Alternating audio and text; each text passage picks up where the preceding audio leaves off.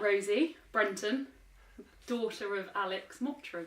Okay, was it quite nice seeing some of your cousins today? Yeah, it's been brilliant actually. It's been impressive how it's all kind of come together.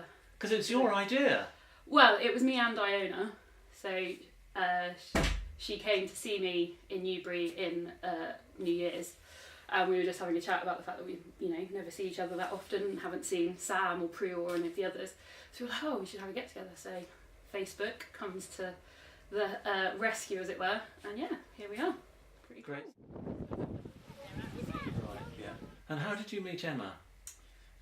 We met on a university ski trip. Right. So I just graduated, 1999 I graduated. And I had some friends who were going on the university ski trip that winter, so 99, 2000. Emma did the same. She had some friends who were going as well. She was a year graduating before me. And we met on the platform at Bourg Saint-Marie station. It was the first time we saw each other. And the rest is history. So yeah, it was a while ago now. Yeah, 16 years. How did you meet Robert? We both sort of accidentally went to the Welsh Agricultural College. I went there because I wanted to escape from Devon. I thought if I'm going to go to agricultural college, I don't really want it to be just down the road from where I live. I wanted to see what else there was. So I went to Welsh Agricultural College, and so did Rob for almost the same reasons, because Cornwall didn't have a college at that time. And when we were there, we realised that virtually everybody there was either Welsh, properly Welsh, or from the north, and a few from London. But there was virtually nobody from the southwest. So you sort of naturally team up and give each other a lift home at weekends and that sort of thing. And lo and behold, however many years later, we got married. I met Arthur. I knew him a bit socially because he, Yeah.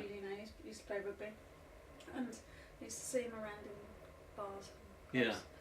And one New Year's Eve, he happened to be in the same bar that I was in. Yeah. It was a dressing up New Year's Eve party. Can't remember what he was dressed as. Oh, it was gods and goddesses, that's what it was. And we just started talking, and he asked me out, and I said, no, go away. Yeah. Yeah, and I could basically, to be between you and me and the camera, I couldn't get rid of him. So I ended up giving him my number, Yeah. not expecting to hear from him again. I went home. And he kept phoning me, and I kind of buffed him away. And about 2 months later, I had my birthday party, and I said, okay, just come round. His birthday is very close to mine. Yeah. And so he assumed it was his birthday party in that kind of cocksure way that he was. Brought some friends round, we got on reasonably well, and here we are now.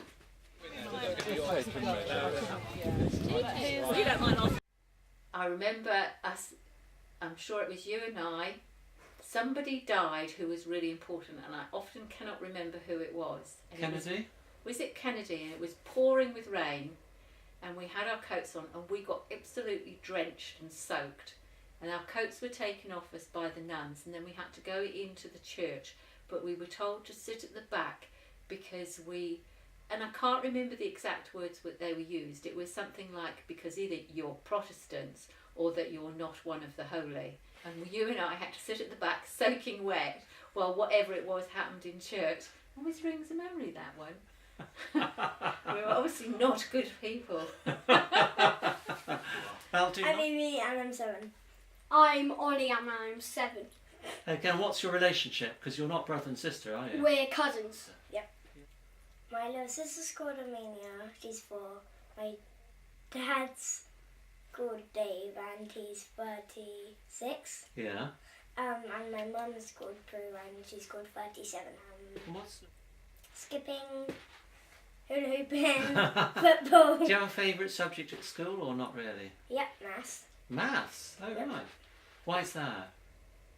Because I'm really good at it and it's numbers and I like numbers. And What do you think you'll do when you're older? well, in university, Well, anything, when you're a grown-up. I might be a maths teacher in the Griffin. Ah. I go to Cungerston Primary School. Yeah? And is it good fun or? Alright. Head Right. teacher's a bit annoying. Yeah. Like Why is they that? always Is it- are. Why is that a bit strict or? Yeah. She's called Mrs. Worth. Yeah. It's a good name for her. Do you have a favourite teacher? Oh my god. Yeah. Mrs. Powell. Oh, She right. teaches me What's your favourite subject at school? maths. Maths as well. What do you fancy doing when you're older? Professional sports player. Yeah. Which is your favourite sport and team? Rugby. Leicester Tigers. And at the moment, who's your favourite teacher at school? It is Miss Armstrong. Yeah. Why is that then? Yeah. She's quite kind. Yeah. And that's it. What would you like to do when you're sort of older? Play sport. Really? Yeah. What, as a professional rugby player? Cricket, football, or rugby. Yeah. Yeah. Trying to juggle work, children, a house, a husband. How do you do it? How do I do it? So, the realisation of doing this, I've just literally gone from 5 days to 3 days a week for that reason, in that juggling everything is a nightmare. I truly believe, for me, I'm a happier person if I'm working, but there's a balance, and us women want it all these days. We want to be Mary Berry one day and CEO of Caterpillar or whatever company we're working for the next day. So it is a juggle. But for me, working Monday, Tuesday, Wednesday now is much better compromise. And it's Yeah, it is a juggle, but I wouldn't be me if I didn't have my marketing side of what I do. So Are these the happiest days of your life? somebody said to me once, your 40s are the happiest years, and I have to say, so far I'm only into my first year of being over 40, I have to say. But now that Sam is at least based in the UK and at home a lot more, the children are at a lovely age. I feel like they are. Yeah. So yeah, the referendum. So you're saying Yes, I was angry, I must admit, because I feel like I'm now a minority view holder in the country, which is odd. I've never felt like that before. So yeah, it's a shame. I still feel European. I'll always be European. Yeah, it's going to be a scary time, I think, for the next couple of years. We'll see what happens. I know obviously it'll probably affect my children rather than me. I hope it won't affect their opportunities too much, but it might not even happen, of course. For all we that's know, my theory. you know. Of course, Dad's getting married this year. Yes, How does it that is. How does that fit with you? I think it's fantastic he's found someone to make him happy. I just want both my parents to be happy. That's all we want, I think, isn't it?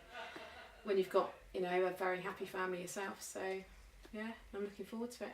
It'll be an interesting day. And Lyme Regis is a beautiful place as well. Can you remember years ago when you were a little kid and you used to I used to go down there a lot. In fact, some of my strongest memories are from that house that we used to own down there, and going there on a Saturday on changeover day to kind of clean up and we used to go down the beach mainly, and I think Mum and Dad would do most of it. But yeah, so we used to get sprats on toast for tea. That's a really strong memory. So there was a lovely little fishmonger just down on the Cobb, and we used to get not free, but cheap sprats, and fry them up and have them on toast. And even some of my strongest memories have come from photos, I think, as well, of us on that beach and Dad swimming out really far, because he's a really strong swimmer. So is Mum, actually, and us watching them and being very kind of, wow, I'm not sure if I can be like that, but yeah, I've never been a very good swimmer, so I'll always be. It's a shame. It's a bit of a pity that Lawrence couldn't come up, but he's. Well, I thought he would have made it, but he's too square, sat there revising at home for an exam. He's probably going to fail. You can find him a wedding dress. Oh yeah, we need the wedding dress for Monte Carlo. Yeah. Because what's it all about? Why are you going? Why is he wearing a wedding dress? Basically, so we're going to Monte Carlo as a charity rally event in a car for £250, and Lawrence decided we'd go as what's the film called? I can't remember. We used to watch Smoking it. the Bandit. Smoking the Bandit, because he wants to dress up as a woman. That was the key. He actually said, "I don't care what we go as, but as long as I get to dress up as a woman." So he's wearing a wedding dress. I've got to go as a fat policeman. Pete's going as a truck driver, and Dell's going as the bandit with the Burt Reynolds. Yeah, Burt Reynolds. He's got to grow a handlebar moustache, which he started today apparently. You're a granddad now, aren't you? Tell me a little bit about being a granddad. Grandad's be great. It's Yeah. fun. Yeah. So And who have you got? We got Arthur's got 2 children, Oscar, who's 8, and Violet, who's just gone 5. Yeah. And we're soon to have another one. Danny, our second son, he's due to have a child in September. Or rather his wife. Or his wife Bill. is, yeah. No, I don't think Danny will be able to. His partner Helen. Helen, yes. His partner Helen will produce in September. Yeah. So that'll be a third one. So, yeah, it's great fun. I mean, we Yeah. have Oscar and Violet quite regularly. Yeah. We cover childcare during holidays and things. So yeah, we have get them out and about. And you're still quite involved in the rugby, aren't you? I am still quite involved in rugby. Yeah. So what's the role again? My role was I've stepped down now, but I was chairman of selectors at Swansea and Wareham. Yeah. But I've stepped down now for the forthcoming season. But I'll still be on the committee and involved in the sort of club management. Well, rugby started for me in 1988. As a child back in Dorset, taken along to my local club after an eventful school debut. The local club came and did a showpiece of the school summer fair, and I really took to it. And Mum and Dad took me along to the local club and started playing aged 8. Is it Swanage or Wareham? Initially it was Poole, but we moved over to Wareham primarily because it was closer to home and more practical for us. So played for a little while in New Zealand, having spent some time with Sally and Steve. Came back, went off to university in Northampton, played for the university side, but also then made a direct approach to go and have a run around with the sort of the circus that is Northampton Saints. And when Northampton decided they didn't want me to stay around after I was too old to play in the youth setup, I was still a university student in Northampton, stayed local, and I ended up at Bedford. I spent 6 years playing rugby for Bedford, and then at the end of that time, I then spent a year travelling down to the southwest, and I spent a year with Plymouth, and then came back and did a year playing Coventry. I decided at the end of that year with Coventry to call it quits. Professionally, rugby is a hard game, very physical, takes it out of your body, but also there's a lot of uncertainty, particularly with clubs who are financially unstable, and having had a couple of instances where the paycheck didn't clear and bounced, and you're left feeling quite not sure what's going on. I stepped back out of that and went back into to working full time, and I haven't picked up a ball or put on a pair of boots in earnest since. I've had the occasional run around as a bit of a laugh, bit of fun, but since then, and that was 2000. Great stuff. And how did you meet your boyfriend? We met in a bar in Newbury, and at the time I was still with my ex. We met and we just were talking and added each other on Facebook, as you do nowadays. And then a year and a half later, when me and Ashley had split up, we kind of got back in touch via Tinder, that app. So then we just went on some dates, and that was it really. And are you still playing rugby? Still playing rugby for Newbury, yes. And you're going back to New Zealand, later this year or next year? We're going back to New Zealand by the most interesting route we can find, Yeah. which might be interesting because it's a cheap ticket to Yeah. Australia, Right. from across Australia, or it might be that I'm going to run my old car deep into Europe, Yeah. and it's just been suggested that we should run the car all the way as far as we can by Ashley, who said, well, just go all the way back to New Zealand in the car. So we might do that. If we've got enough time, we'll do something that's cheap and cheerful and completely memorable. And you've got Iona and Colm over here at the moment. Yeah, Iona's, she's here, and she's kind of settled into Kent. Yeah. And Colm is arrived in Cornwall, but whether he's settled or not, we'll have to give it a few more weeks. is just amazing. His friend on his holiday was his surfboard, Yeah. and he had to give his surfboard away at Moscow airport because he couldn't afford to pay packaging to get it on the aeroplane. Poor kid. But basically, he's working in Cornwall. I think he's thinking, once I've earned enough money for a ticket home, I'm going back to New Zealand. Fair enough. Yeah.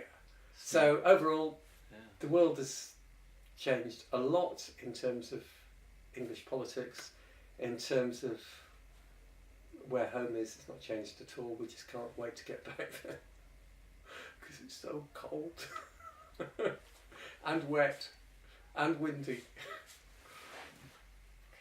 Born in Penrith Hospital. Yeah. Age of nearly 6, went to New Zealand, Nelson. Yeah. Grew up until I was 15. Yeah. Mum and Dad decided they didn't have enough money, need to break the mortgage. Come back to the UK and see family. Went back to Cumbria, a place called Cockermouth School. Went to school with Ben Stokes.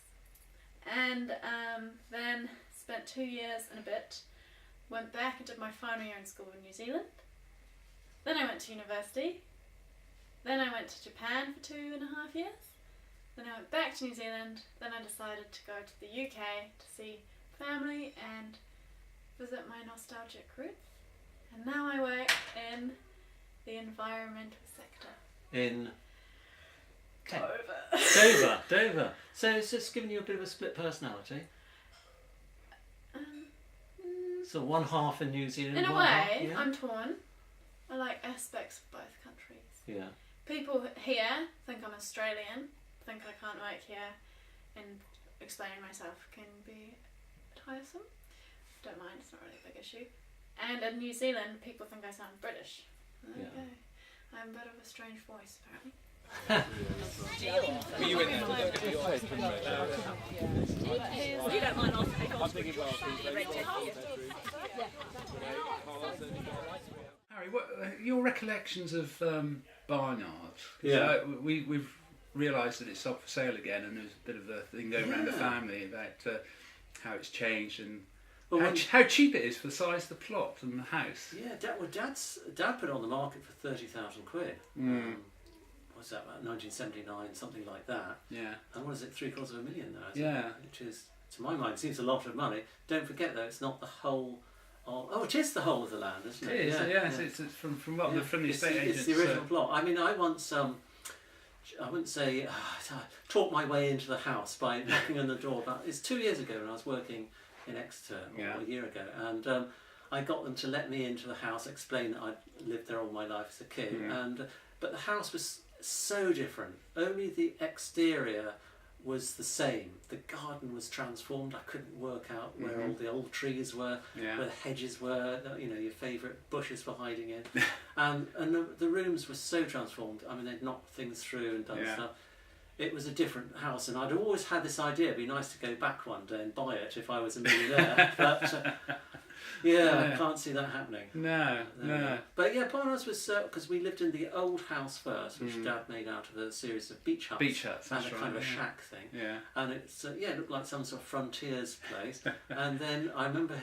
Alex always called it Walton's Mountain. I just always saw it as the old house, but I've got memories of that house because I know I get criticised for this, but I can remember being born, I can remember being a baby, I can remember being a toddler very early, but I can certainly remember living in the old house, and it was seeing the new house slowly coming up, being built, and I remember the first night in the house and no glass in the windows. They were still building it and having breakfast in what was essentially a workshop. So my memory is very clear of it. Happy memories as well. Despite some of the events that were to happen later on. There we go.